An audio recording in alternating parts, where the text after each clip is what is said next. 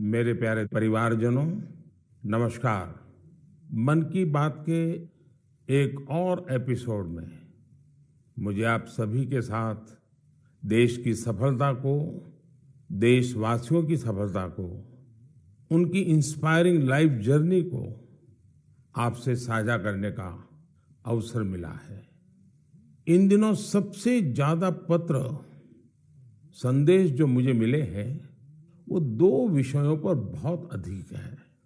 पहला विषय है चंद्रयान-3 की सफल लैंडिंग और दूसरा विषय है दिल्ली में G20 का सफल आयोजन। देश के हर हिस्से से, समाज के हर वर्ग से, हर उम्र के लोगों के मुझे अनगिनत पत्र मिले हैं। जब चंद्रयान-3 का लैंडर चंद्रमा पर उतरने वाला था, तब करोड़ों लोग अलग अलग माध्यमों के जरिए एक साथ इस घटना के पल पल के साक्षी बन रहे थे। इसरो के YouTube लाइव चैनल पर 80 लाख से ज्यादा लोगों ने इस घटना को देखा। अपने आप में एक रिकॉर्ड है। इससे पता चलता है कि चंद्रयान-3 से करोड़ों भारतीयों का कितना गहरा लगाव है। चंद्रयान की इस सफलता पर देश में इन दिनों एक बहुत ही शानदार क्विज कंपटीशन भी चल रहा है, प्रश्न स्पर्धा, और उसे नाम दिया गया है चंद्रयान-3 महाक्विज। MyGov पोर्टल पर हो रहे इस कंपटीशन में अब तक 15 लाख से ज्यादा लोग हिस्सा ले चुके हैं। MyGov की शुरुआत के बाद यह किसी भी क्विज में सबसे बड़ा पार्टिसिपेशन है। मैं तो आपसे भी कहूंगा कि अगर आपने अब तक इसमें हिस्सा नहीं लिया है तो अब देर मत करिए। अभी इसमें 6 दिन और बचे हैं। इस क्विज में जरूर हिस्सा लीजिए। मेरे परिवारजनों, चंद्रयान-3 की सफलता के बाद G20 के शानदार आयोजन ने हर भारतीय की खुशी को दोगुना कर दिया। भारत मंडपम तो अपने आप में एक सेलिब्रिटी की तरह हो गया है। लोग उसके साथ सेल्फी खिंचा रहे हैं और गर्व से पोस्ट भी कर रहे हैं।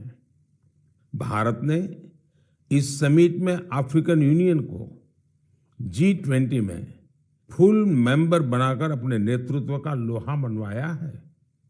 आपको ध्यान होगा, जब भारत बहुत समृद्ध था, उस जमाने में हमारे देश में और दुनिया में सिल्क रूट की बहुत चर्चा होती थी।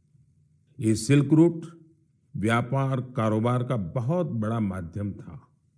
अब आधुनिक जमाने में भारत ने एक और इकोनॉमिक कॉरिडोर G20 में सुझाया है। ये है India middle east Europe economic corridor. ये कॉरिडोर आने वाले सैकड़ों वर्षों तक विश्व व्यापार का आधार बनने जा रहा है। और इतिहास इस बात को हमेशा याद रखेगा कि इस कॉरिडोर का सूत्रपात भारत की धरती पर हुआ था। साथियों, G20 के दौरान जिस तरह भारत की युवा शक्ति इस आयोजन से जुड़ी, उसकी आज विशेष चर्चा आवश्यक है। साल भर तक देश के अनेकों यूनिवर्सिटीज में G20 से जुड़े कार्यक्रम हुए। अब इसी श्रृंखला में दिल्ली में एक और एक्साइटिंग प्रोग्राम होने जा रहा है, G20 यूनिवर्सिटी कनेक्ट प्रोग्राम। इस प्रोग्राम के माध्यम से देश भर के लाखों यूनिवर्सिटी स्टूडेंट्स एक दूसरे से जुड़ेंगे। इसमें IITs, IIMs, NITs और मेडिकल कॉलेजेस जैसे कई प्रतिष्ठित संस्थान भी भाग लेंगे। मैं चाहूंगा कि अगर आप कॉलेज स्टूडेंट हैं तो 26 सितंबर को होने वाले इस कार्यक्रम को जरूर देखिएगा, इससे जरूर जुड़िएगा। भारत के भविष्य में, युवाओं के भविष्य पर इसमें बहुत सारी दिलचस्प बातें होने वाली हैं। मैं खुद भी इस कार्यक्रम में शामिल होऊंगा। मुझे भी अपने कॉलेज स्टूडेंट से संवाद का इंतजार है। मेरे परिवारजनों, आज से 2 दिन बाद 27 सितंबर को विश्व पर्यटन दिवस है। पर्यटन को कुछ लोग सिर्फ सैर सपाटे के तौर पर देखते हैं, लेकिन पर्यटन का एक बहुत बड़ा पहलू रोजगार से जुड़ा है। कहते हैं सबसे कम इन्वेस्टमेंट में सबसे ज्यादा रोजगार अगर कोई सेक्टर पैदा करता है तो वो टूरिज्म सेक्टर ही है। टूरिज्म सेक्टर को बढ़ाने में किसी भी देश के लिए गुडविल, उसके प्रति आकर्षण बहुत मैटर करता है। बीते कुछ वर्षों में भारत के प्रति आकर्षण बहुत बढ़ा है और G20 के सफल आयोजन के बाद दुनिया के लोगों का इंटरेस्ट भारत में और बढ़ गया है। साथियों, G20 में 1 लाख से ज्यादा डेलीगेट्स भारत आए। वो यहाँ की विविधता, अलग अलग परंपराएं, भांति भांति का खान पान और हमारी धरोहरों से परिचित हुए। यहाँ आने वाले डेलीगेट्स अपने साथ जो शानदार अनुभव लेकर गए हैं, उससे टूरिज्म का और विस्तार होगा। आप लोगों को पता ही है कि भारत में एक से बढ़कर एक वर्ल्ड हेरिटेज साइट्स भी हैं और इनकी संख्या लगातार बढ़ती जा रही है। कुछ ही दिन पहले शांति निकेतन और कर्नाटका के पवित्र होयसड़ा मंदिरों को वर्ल्ड हेरिटेज साइट्स घोषित किया गया है। मैं इस शानदार उपलब्धि के लिए समस्त देशवासियों को बधाई देता हूं। मुझे 2018 में शांति निकेतन की यात्रा का सौभाग्य मिला था। शांति निकेतन से गुरुदेव रविंद्रनाथ टैगोर का जुड़ाव रहा है। गुरुदेव रविंद्रनाथ टैगोर ने शांति निकेतन का मोटो संस्कृत के एक प्राचीन श्लोक से लिया था। वह श्लोक है, यत्र विश्वम भवत्येक नीडम, अर्थात जहां एक छोटे से घोंसले में पूरा संसार समाहित हो सकता है। कर्नाटका के जिन होयसड़ा मंदिरों को यूनेस्को ने विश्व धरोहर सूची में शामिल किया है, उन्हें 13वीं शताब्दी के बेहतरीन आर्किटेक्चर के लिए जाना जाता है। इन मंदिरों को यूनेस्को से मान्यता मिलना मंदिर निर्माण की भारतीय परंपरा का भी सम्मान है। भारत में अब वर्ल्ड हेरिटेज प्रॉपर्टीज की कुल संख्या 42 हो गई है। भारत का प्रयास है कि हमारे ज्यादा से ज्यादा ऐतिहासिक और सांस्कृतिक जगहों को वर्ल्ड हेरिटेज साइट की मान्यता मिले। मेरा आप सबसे आग्रह है कि जब भी आप कहीं घूमने जाने की योजना बनाएं तो ये प्रयास करें कि भारत की विविधता के दर्शन करें। आप अलग अलग राज्यों की संस्कृति को समझें, हेरिटेज साइट्स को देखें। इससे आप अपने देश के गौरवशाली इतिहास से तो परिचित होंगे ही, स्थानीय लोगों की आय बढ़ाने का भी आप अहम माध्यम बनेंगे। मेरे परिवारजनों, भारतीय संस्कृति और भारतीय संगीत अब ग्लोबल हो चुका है। दुनिया भर के लोगों का इनसे लगाव दिनों दिन बढ़ता ही जा रहा है। एक प्यारी सी बिटिया द्वारा की गई एक प्रस्तुति, उसका एक छोटा सा ऑडियो आपको सुनाता हूं। जगज्जालपालं कजत्कण्ठमालं शरच्चन्द्रभालं महादैत्यकालं नभो नीलकायं तुरावरमायं सुपद्मसहायं भजेऽहं भजेऽहम्। नागेन्द्रहाराय त्रिलोचनाय भस्मङ्करागाय माहेश्वराय नित्याय शुद्धाय दिगम्बराय तस्मै नकाराय नमः शिवाय। इससे सुनकर आप भी हैरान हो गए ना, कितनी मधुर आवाज है और हर शब्द में जो भाव झलकते हैं, ईश्वर के प्रति उनका लगाव हम अनुभव कर सकते हैं।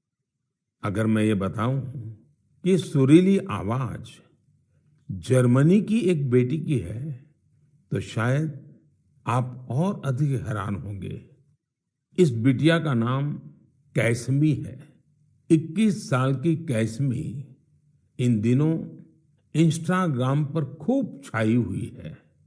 जर्मनी की रहने वाली कैसमी कभी भारत नहीं आई है, लेकिन वो भारतीय संगीत की दीवानी है, जिसने कभी भारत को देखा तक नहीं। उसकी भारतीय संगीत में ये रुचि बहुत ही इंस्पायरिंग है।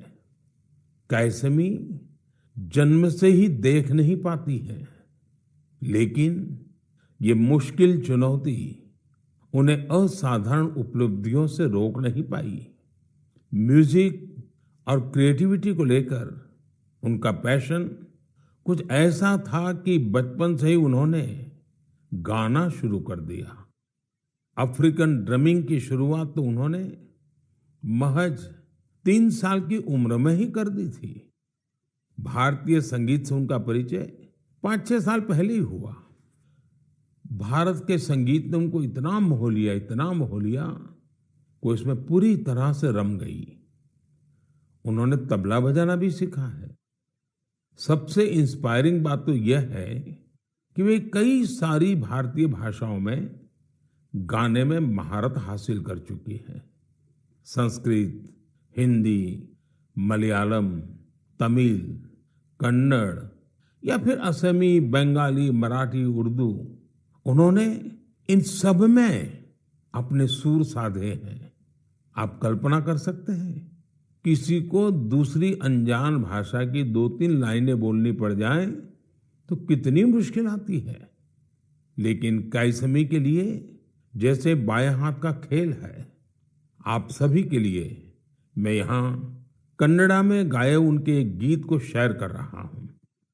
ನಮ್ಮ ವಚನ ಬಹುವಚನ ನುಡಿರು ಕನ್ನಡ ನಡೆಯಿರು ಕನ್ನಡ ನಮ್ಮ ವಚನ ಬಹುವಚನ ನುಡಿರು ಕನ್ನಡ ನಡೆಯಿರು ಕನ್ನಡ ಕನ್ನಡ ನಮ್ಮ ಕನ್ನಡ। भारतीय संस्कृति और संगीत को लेकर जर्मनी की कैसमी के इस जुनून की मैं हृदय से सराहना करता हूं। उनका यह प्रयास हर भारतीय को अभिभूत करने वाला है। मेरे परिवारजनों, हमारे देश में शिक्षा को हमेशा एक सेवा के रूप में देखा जाता है। मुझे उत्तराखंड के कुछ ऐसे युवाओं के बारे में पता चला है जो इसी भावना के साथ बच्चों की शिक्षा के लिए काम कर रहे हैं। नैनीताल जिले में कुछ युवाओं ने बच्चों के लिए अनोखी घोड़ा लाइब्रेरी की शुरुआत की है। इस लाइब्रेरी की सबसे बड़ी विशेषता यही है कि दुर्गम से दुर्गम इलाकों में भी इसके जरिए बच्चों तक पुस्तकें पहुंच रही है। और इतना ही नहीं, ये सेवा बिल्कुल निशुल्क है। अब तक इसके माध्यम से नैनीताल के 12 गांवों को कवर किया गया है। बच्चों की शिक्षा से जुड़े इस नेक काम में मदद करने के लिए स्थानीय लोग भी खूब आगे आ रहे हैं।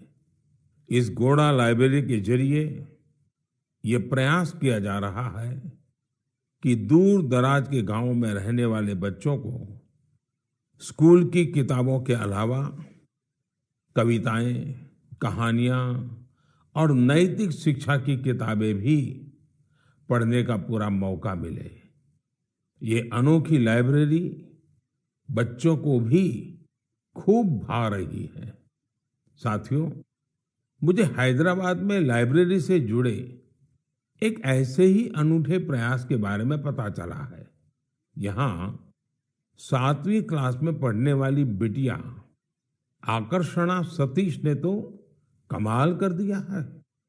आपको ये जानकर आश्चर्य हो सकता है कि महज 11 साल की उम्र में ये बच्चों के लिए एक दो नहीं बल्कि 7 लाइब्रेरी चला रही है। आकर्षणा को 2 साल पहले इसकी प्रेरणा तब मिली जब वो अपने माता पिता के साथ एक कैंसर अस्पताल गई थी।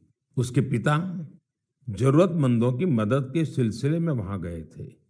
बच्चों ने वहां उनसे कलरिंग बुक्स की मांग की और यही बात इस प्यारी सी गुड़िया को इतनी छू गई कि उसने अलग अलग तरह की किताबें जुटाने की ठान ली।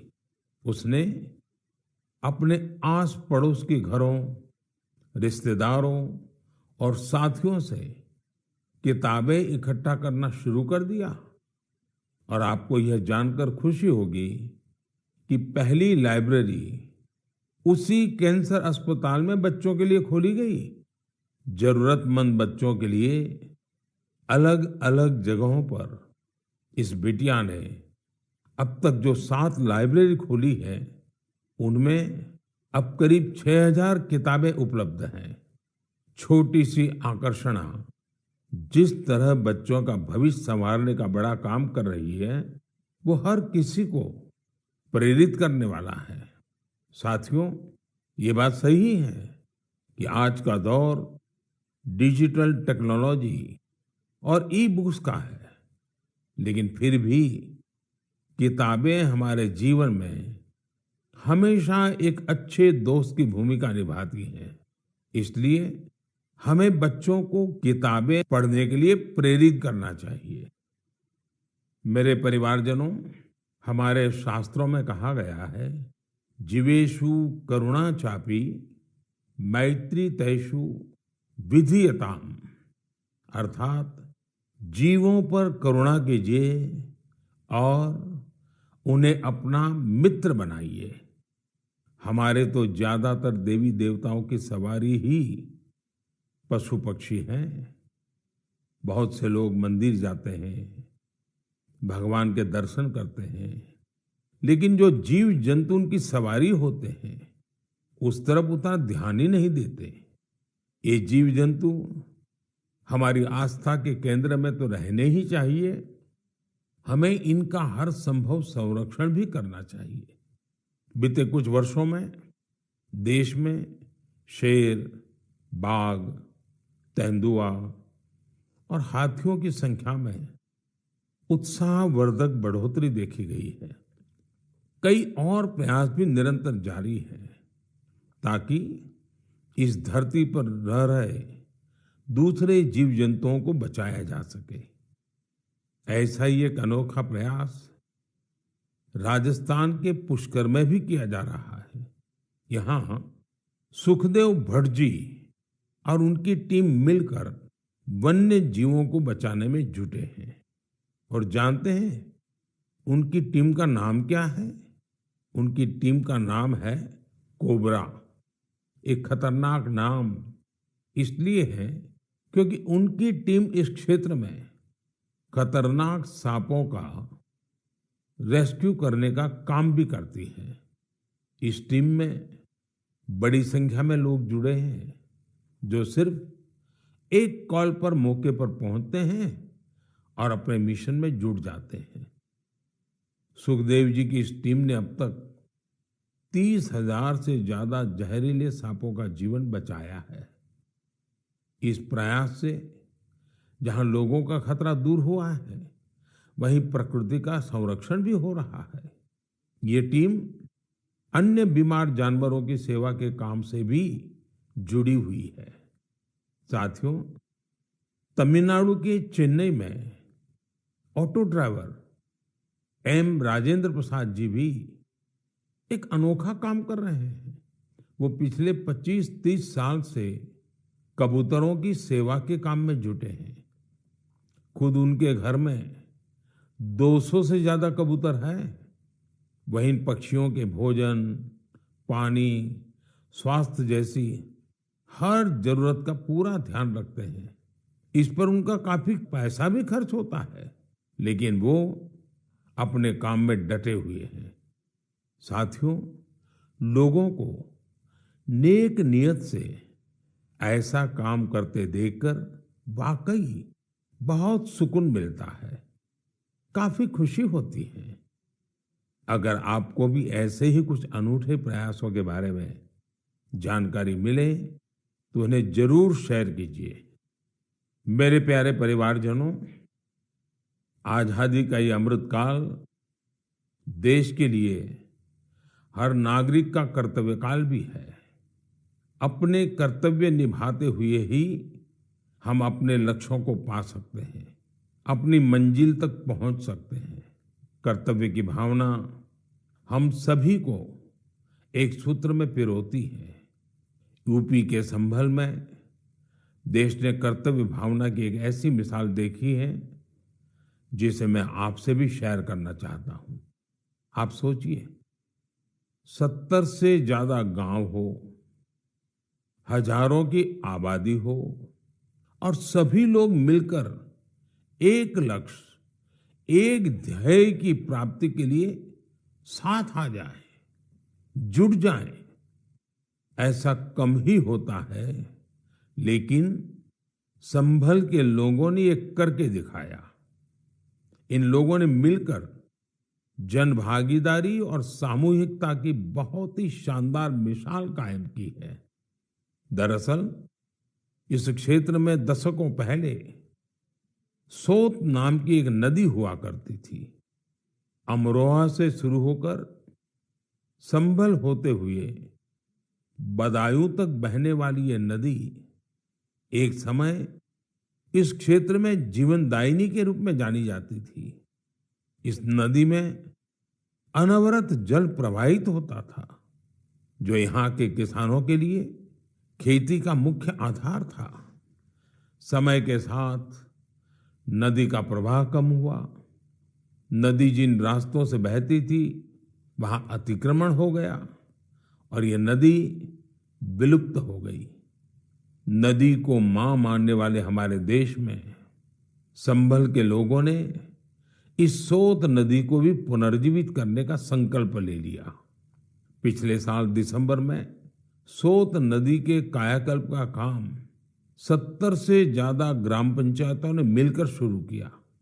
ग्राम पंचायतों के लोगों ने सरकारी विभागों को भी अपने साथ लिया। आपको ये जानकर खुशी होगी कि साल के पहले 6 महीने में ही ये लोग नदी के 100 किलोमीटर से ज्यादा रास्ते का पुनरुद्धार कर चुके थे। जब बारिश का मौसम शुरू हुआ तो यहाँ के लोगों की मेहनत रंग लाई और सोत नदी पानी से लबालब भर गई।